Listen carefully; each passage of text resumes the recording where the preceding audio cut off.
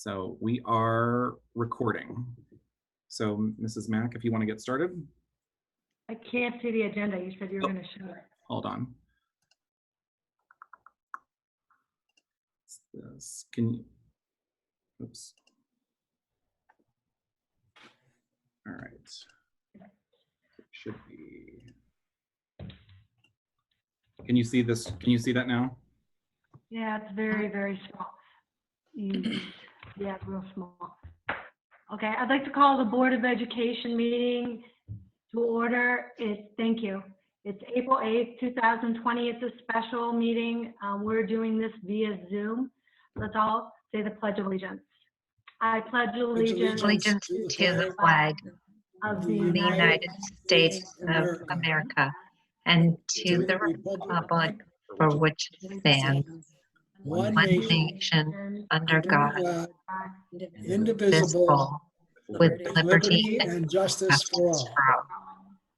Thank you. Roll call. Mr. Dosen? Yes. Mrs. Kramer? Yes. Mr. Peterson? Yes. Mrs. Wigman? Yes. Mrs. Mack? Yes. Item 2, Superintendent's Announcements. Item A. Looks like Mrs. Magyar, you don't have any announcements yet? I don't have any announcements. How about a shout out to our teachers and how amazing they've been doing? That's Absolutely. Probably, And to our parents for having tons of patience with us and with this new normal that we're all experiencing. You know, we were told that we were shutting down within 48 hours and, you know, we flipped this education world on its head. And we've been doing a great job, you know, flying a plane as we're actually building it. And, you know, kudos to everyone that's been part of that. I think it's brought us closer together as a staff, just having to come together in ways that we never, and talk about things that we never thought we had to before. So kudos to everybody on our staff and to our parents and our community for having patience and just, you know, staying supportive during this unprecedented and most difficult time for sure. Thank you. Thank you to everybody who's done this. I'm personally doing it myself, and I really respect the challenge that everybody's taking on. So thank you also as a leader. Thank you. Item 3, Treasurer's Announcements. We have a brief financial update overview. Mr. Yanniklos? Sure. So we really haven't had a chance to talk about how the potential for this COVID-19 may affect our schools. So I've been kind of participating with a lot of webinars through OASBO as well as Forecast Analytics. And what people are saying is just to, you know, we're just going to relax and kind of see what happens here. For this fiscal year, for fiscal year 20, most schools should be fine. The property taxes have already been collected for the first half in case there are delinquencies or people that are going to be affected more by the coronavirus and not being able to pay their mortgage bills or their tax payments. So we should be fine for fiscal year 20, and we'll see kind of the economic benefit or how quickly we can rebound to see whether we would see any of these issues surface more towards the late summer, I guess. So we will monitor the second half of the property tax collections. We do have some possible short-term savings. As you know, we'll be discussing what we're going to be doing with supplementals and spring sports and other things. We'll be probably saving. We don't really have any overtime coming in right now. So we were talking about some of this stuff today on a webinar with Forecast Analytics. Buses are not running, so there should be some fuel savings, utility savings, and substitutes since the children are being educated remotely. On the increase side, we are seeing an uptick, though, obviously, as some of the unemployment have been affected by some of our families within the community. We've had some spouses that have come back onto the insurance. So some of that will be a cost implication in an increase of expenditures for the district. Some of them, you know, will not be because they were, you know, moving from secondary to primary. So just some things to think about. But the key takeaway that what some of the experts are saying is that the good part about this is that there's no underlying economic indicators. So this is referring to there was not a financial crisis brewing or the housing markets like we've seen in the past. So the hope is that the rebound of the economy will be quicker than a normal recession or depression. So I think that's the good news. And I think we're all hoping to get back out there as soon as we can safely. So we'll kind of continue to follow the leader's advice and see where we are in the next couple of weeks. And I'll just continue to update the board in terms of how this may increase or affect our outlook in terms of the finances for the district as we go forward. But I kind of wanted to at least kind of share with you guys a little bit about the webinars and stuff that have been going on, just to kind of put people at ease, and then there's nothing to really panic about right now in terms of our world. But down the road, there's going to be, how is the state going to fund education and whatnot? And I think some of that's going to all depend on how quickly the economy rebounds. So if it rebounds quickly, the state, we'll see some short-term losses and then can hopefully rebound and then continue to fund education productively. So any questions offhand in regards to COVID-19? Well, just one, and the one area that I thought might have a negative drag on our finances is the food services, since they've done such a wonderful job being able to kind of cover all their own expenditures. I'm assuming with this shutdown, that's not going to trend in a positive direction for us. Do we have any sense of what the impact of that is, or is it too soon, or is it too small to really be concerned about? No, the number here is going to be pretty substantial from what we're looking at. The good thing about our food service is that it runs independently. It has run in the black. We'll have a much better picture by the middle to end of April. But right now, the month of March, the food service fund did lose, offhand, I think it's like $40,000. We're thinking that by the time this is all over, if it just gets to the end of April, I believe we'll be over $100,000 loss for the food service fund, or close to $100,000 loss. And then we have to figure out what's going to happen with May. So we'll continue to monitor it. I've been, staying in touch with Mr. Code, and we'll continue to crunch some numbers as we go. Some of the money is still reimbursable, but our community does not have a lot of people that are on free and reduced lunches compared to some other communities. However, some of them may be eligible, and we've encouraged them now, if there's been a loss of employment, to apply if it would affect them to get coverage for food. Any other questions? What else? So then just I wanted to kind of briefly go over, we'll go into a much more deeper dive on the financials that I've been including. I talked with Mr. Dosen earlier today, and just kind of like some quick things. I'm going to just move my screen. Can you guys see the bank reconciliation? Mm-hmm. Okay. Yes. So just really quick, and again, we'll be talking about this deeper as we go, but the left side of this sheet, this is the oversight piece that I think is important. This kind of shows you where we have our depository balances over here on the left-hand side. So this is the total funds that are in the bank at the end of the month. We then have to make some adjustments below it, which is outstanding checks, things that we've written and have posted in our financial system that have not cleared the bank. And then we have some petty cash funds and change funds that are used. And I've shared with the board, we're going to be looking at this a little bit more, deeper as I get more onboarded here. And then for the month of February, we did have a 10-cent bank correction. So that was actually fixed, and it did clear itself out. But the important piece here for board members to understand is that our bank balance becomes this, which is the total bank balance is minus all of these adjustments. And then the fin sum is what is in our financial system. So we're trying to basically just see, yes, the district has balanced its books to the bank, to the penny. And so that's the most important piece. It does kind of outline over here your interest earned, which we're getting per account. Then it talks about how we distribute the interest earnings by fund. So the building fund, for instance, gets the building interest, so it gets tracked separately. And then this is just where the actual petty cash and change funds are located. So from a very top level, it's, does our bank balance to our books? And in this case, the answer is yes, and it's a zero balance. So again, we'll go into some of these in greater detail, and we'll continue to talk about these each month. But I kind of wanted to do a quick overview for this sheet. The other report that we'll talk about is how we compare to the fiscal year to date for February in what is Brad, ideal. can you enlarge that a little bit? Could you Yep. enlarge it a little bit? Sorry Sure thing. about that. Thank you. You're welcome.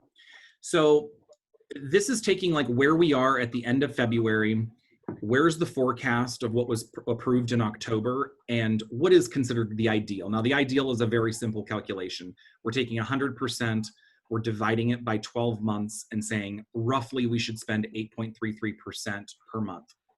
So we're in the, at this point, I think it was the 8th month in February. So it's 8 times 8.33, which gives us 66.67%.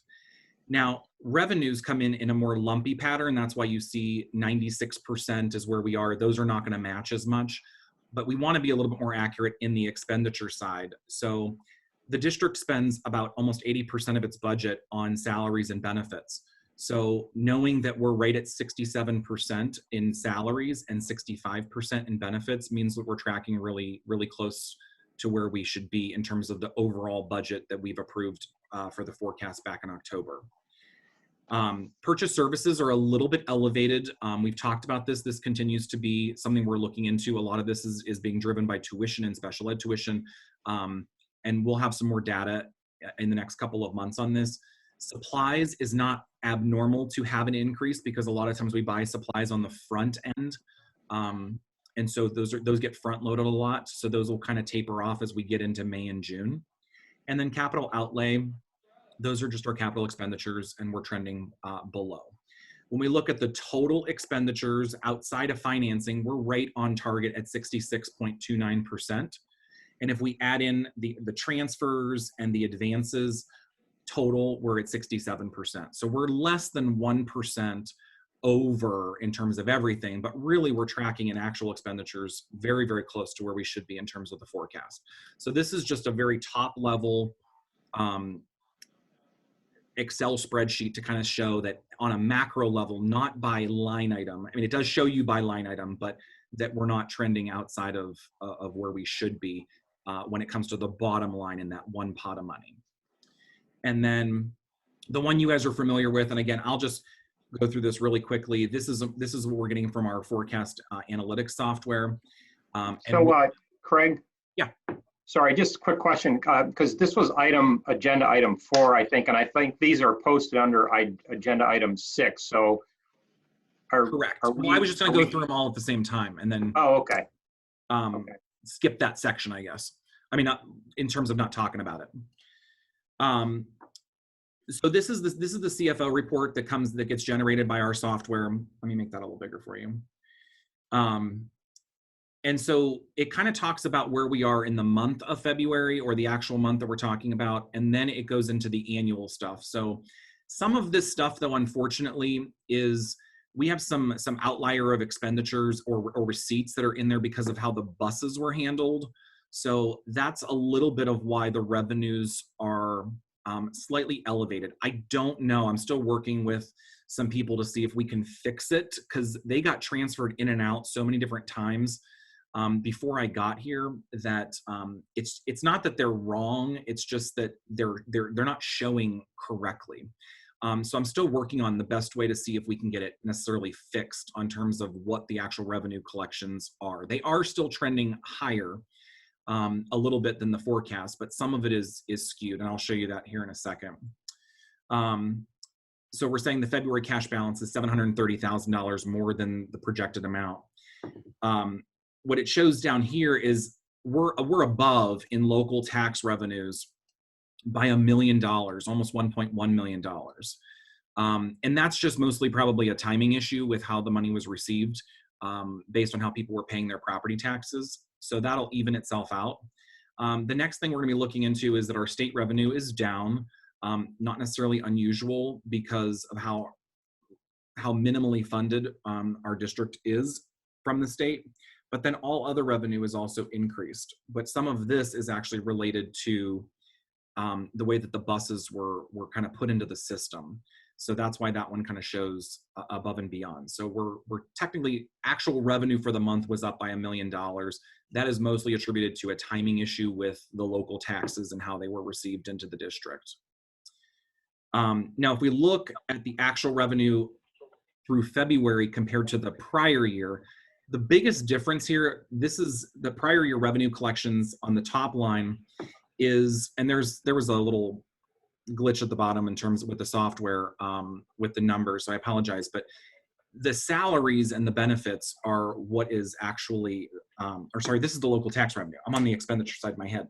The local tax revenue came in at a different time, and that's why you see that $1 million that's kind of located right in here, of when it actually came in, because this is just through February. So last year, some of that money probably came in either in January or in March, because it seems in Cuyahoga County, because I'm coming from a different county, that you get a payment in January, a payment in February, and then the settlement is in March, which is traditional. In the prior county, we were getting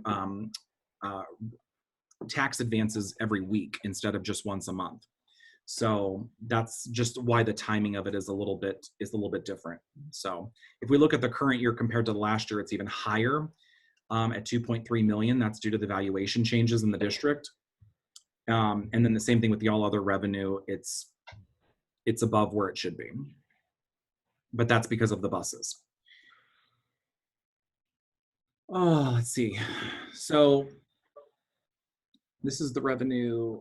Current collections to date says we're going to be 804,000 in the green box over here, 267 and favorable compared to the forecast. And then that's all good news. But again, a lot of that is still located in the buses and how they got transferred into receipts instead of, because I think John had moved money in terms of transfers. So that's how it got put into a revenue. And I'm not sure that should have been how it was done. So when we look at expenditures kind of focus, you can see here salaries and benefits. It's actually positive. We were actually, the actual expenditures in February were $3.4 million, and the prior year we spent 3.2.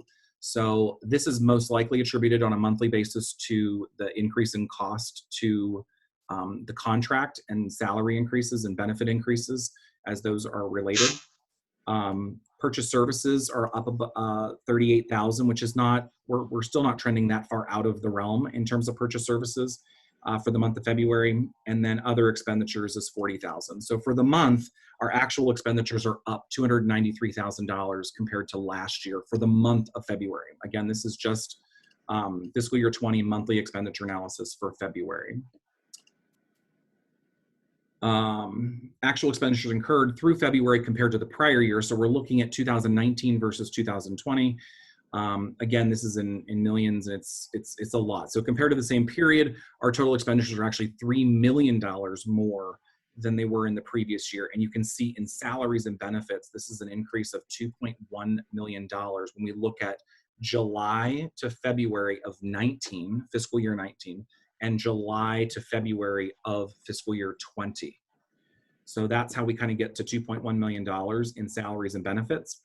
Purchase services are $554,000, and all other expenses are $352,000. So we're looking at a total change from last year to this year of $3 million in expenditures. So when we look at fiscal year July to February, again, this is the current year to date expenditures indicate a $73,000 unfavorable compared to the forecast, meaning at the end of the year, this is saying that we're going to finish $73,000 higher in terms of what the forecast says. And those are the three highest areas that they kind of pinpoint out, which is salaries and benefits, purchase services, and all other expenses. And I think that is the bottom line of everything. So it looks like the 5-year forecast was at $51,413,000. And then the actual expended to date, which is March through June estimated, is slightly over that by the 73,000 of bringing the total to 51,486,802. So again, we'll dive deeper into this once we get to the end of the month. I just wanted to kind of walk through those really quick, and we'll continue to talk about these as we go. And I just kind of wanted to put that out there. Does anyone have any questions on any of those reports? This is Ellen. I would love to know at some point like a big picture of why the purchase services have gone up so much this year. Yeah, and we've identified at least what's in there is, again, it's tuition expense is what is trending higher than what was forecasted. I talked with Mike Sobel because he's the one who did the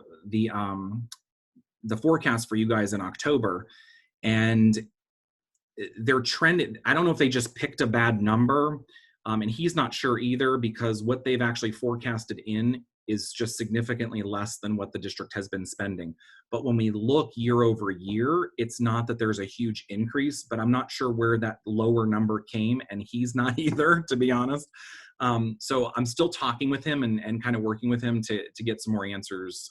But it does seem to be located mostly in tuition and special education tuition. So I think the other big takeaway here, if you look at status of where we're tracking to the forecast, the fact that we're about $73,000 higher on expenditures, given how large that number is, means it's almost right on. You know, Correct. we're just barely over, and while $73,000 sounds like a lot, it's not when you're talking about, you know, $40 million. So we're trending about on track with expenditures, maybe just a tick above.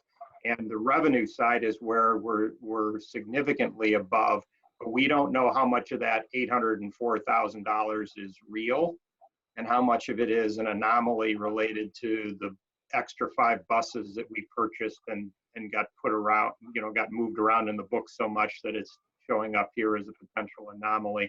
Hopefully, you know, not all of that is for buses, and there's still a pretty good, healthy surplus in there. So, and if that's the case, you know, hopefully we end the year in the positive on the surplus side. Yeah, and I do believe that we will. But yeah, that's a good summation of it, is that even if it may only be 400,000, which still means that we're 400,000 above, and then 73,000 in terms of revenues, 73,000 above in expenditures. So we're still trending in the right direction. So I'm not too worried about that at the moment. And we'll be making some adjustments as we go. And then you guys will see the May forecast, you know, coming up pretty shortly. So we'll be able to basically narrow this down so we can get a better picture of where we're going to be. But we do believe that we will be in a better position than what was presented in October. Yeah, and the only other comment I would make is, you know, as Craig walked us through some of these numbers, when we look at really large delta amounts where we're comparing this year to last year, those are less relevant than compared to the forecast, because the Right. forecast is what we expect to happen. And so the fact that we're just 73,000 over, you know, compared to, I think that other slide was over $3 million over comparing to last year, means we had forecasted that we were going to spend, you know, $3 million more than last year based on, you know, all the variables that go into the forecast. So, you know, while it's a good reference point to see that, hey, salaries and benefits are up over $2 million, you know, that it's probably more important to recognize how are we tracking to the forecast, because that's what's driving, you know, a lot of our decision making. Yep. Good point. Okay, so let's go back to the agenda, if you guys can all see that, and we are on item 4.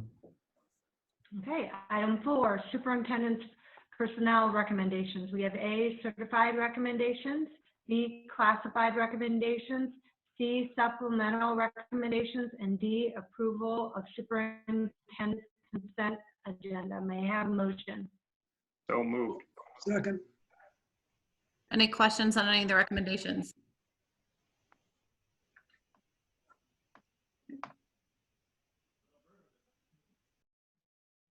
No questions? No. Nope. No, thank you. No. Okay. Mr. Dosen, Yes. Mrs. Kramer, Yes. Mr. Peterson, Yes. Mrs. Wigman, Yes. Mrs. Mack. Yes. Item 5, superintendent's other business. We have the adoption of English language arts textbook adoption. May I have a motion? So moved. Second. Okay. Any questions about this adoption? I had sent you some information in your board update a few weeks back on this adoption and the magnitude of this. Can you There just was a give committee that was put together, correct, Joelle, that looked at these textbooks and this is what they came up with, correct? Yeah, so all of our teachers were involved. We reached out to three, I believe it was three different textbook companies to come up with. They brought in materials. Teachers were allowed to test materials. They were on display over at site for months. Teachers got to give their feedback on that. And this is the adoption that we landed on with Spontus and Pinnell. And so we're pretty excited to kind of revamp our ELA teaching and instruction over the next couple of years. It's going to require a lot of professional learning for our staff, and they're eager and willing, and we're excited to be able to provide this for our kids. So this is throughout the whole district, is that correct? I think Dave is online. Hi everyone. Yeah, it's me. Can you hear me? Yeah. So K-12. this is K5. K5. Okay. Yeah. Thank These you. are actual textbooks, but I would imagine there's an online component with them, correct? No, we're not going with an online component for a variety of reasons. As Joel, I think, sent in it was a board update probably about a month ago or so. Basically, this is a responsive learning model. This model is based on authentic text for the students to read. There is no online platform for the students.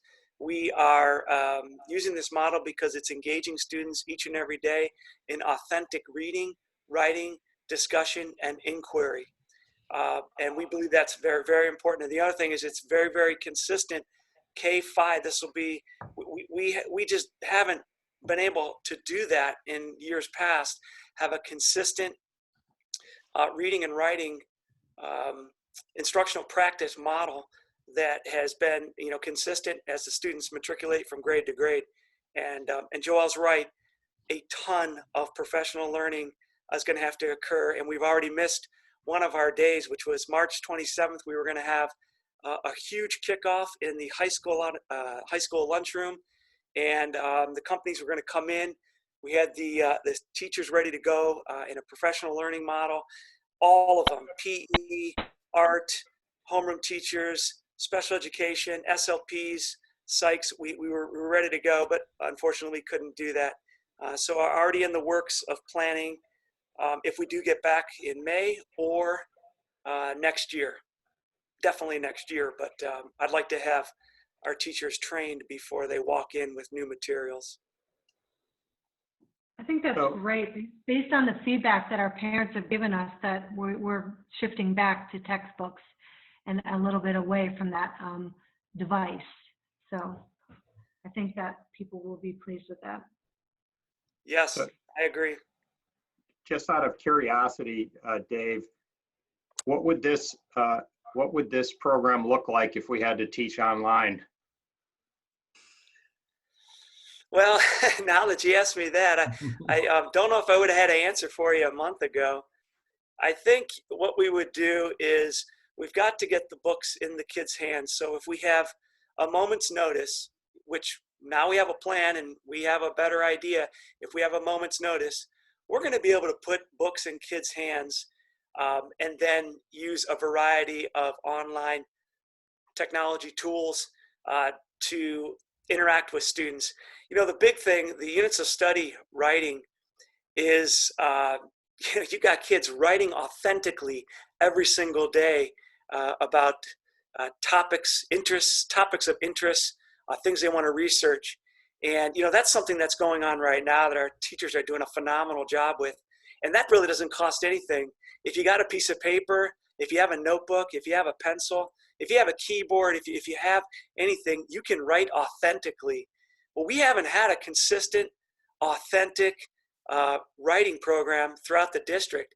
And now there's talk of possibly doing this K-8, the writing portion. And I'm licking my chops. Can you imagine how awesome that would be? So I've already started planning if something goes down next fall or you know, the next pandemic comes sooner than the next 100 years, yeah, we're going to get the books in the kids' hands. We're going to have a solid writing program. The kids are going to know what to do on command regarding, you know, topics to write about and interests to pursue. So we're pretty excited about that. Good. Any other questions? Thank you, Mr. Martin. Thank you. Thanks for the support. We appreciate it. Okay, roll call. Mr. Dosen, Yes. Mrs. Kramer, Yes. Mr. Peterson, Yes. Mrs. Wigman, Yes. Mrs. Mack. Yes. Motion carries. Item 6, Treasurer's Consent Agenda. We have A, the financial report of February 2020, B, minutes of the February 26th meeting, C, resolution approving OASBO 457 plan, D, tax rate resolution, E, Bleacher Foundation, F, easement agreements, G, high school cafeteria furniture, H, approval of treasurer's consent agenda. May I have a motion? So moved. Second. Any discussion? I know Mr. Yanagos covered a couple, item A, I think, and which other one? Yes. And just really quick on A, the checks report, the FinSum and the SM2, those are only just for your information. We're probably never going to talk about those in a meeting because it's a lot of data.